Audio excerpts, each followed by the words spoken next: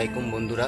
আজ আজ আমি কিছু গাছের নিয়ে কথা বলবো। এই গাছের নিয়ে আমার চ্যালেঞ্জে আপনারা আসার জন্য অসংখ্য ধন্যবাদ। সবুজ সংকেত চ্যালেঞ্জে আপনাদের স্বাগত জানাই। আমার সবুজ সংকেত চ্যালেঞ্জে আসার জন্য আপনাদের ধন্যবাদ। আপনারা দেখবেন পুরোটা, আশা করি আপনারা পুরোটা দেখবেন। আমার চ্যানেলটা সাবস্ক্রাইব করে নেবেন আপনারা, আর সাবস্ক্রাইব করে পাশের বেল আইকনটা বাজিয়ে দেবেন। চলুন লজ্জাপতি পরিচয় করা যায়। লজ্জাপতি গাছের পরিচয় করা যাক। লজ্জাপতি গাছ ছোট ছোট কাঁটাওয়ালা ডাঁটা, গোলাপি ফুল আর স্পর্শ করলে পাতা ভাঁজ হয়ে যায়, এটাই এর বৈশিষ্ট্য। এবার উপকারিতা। রক্তপাত বন্ধ করে, পেটে কেটে গেলে পাতা পেটে ক্ষতে লাগালে দ্রুত রক্তপাত বন্ধ হয়। ডায়রিয়া ও আমাশা সারানোয় পাতার রস সামান্য খেলে ডায়রিয়া ও আমাশায় কমে। স্পাইলাস বা হেমোরয়েডসে উপকারী।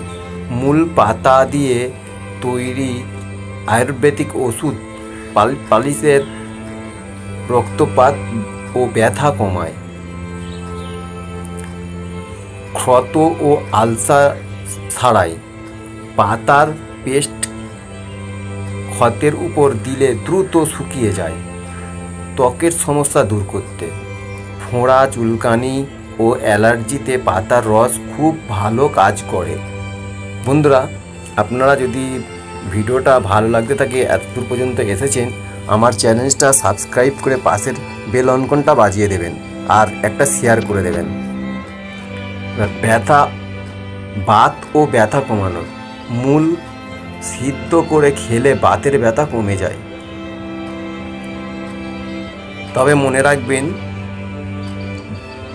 যে কোনো ভেষজ গাছের পাতা লজ্জাপতি সীমিত পরিমাণে ব্যবহার করা উচিত। অতিরিক্ত খাওয়া শরীরের ক্ষতি করতে পারে, তাই ডাক্তার বা আয়ুর্বেদিক বিশেষজ্ঞের পরামর্শ নিয়ে ব্যবহার করবেন। বন্ধুরা, আশা করি লজ্জাপতি গাছের এই অসাধারণ উপকারিতা জেনে ভালো লাগলো। তাই বলে ভালো লাগলে আপনারা আমার চ্যানেলটা সাবস্ক্রাইব করে নেবেন আর শেয়ার করে দেবেন একটু বেশি বেশি করে, আর পাশের বেল আইকনটা বাজিয়ে রাখবেন।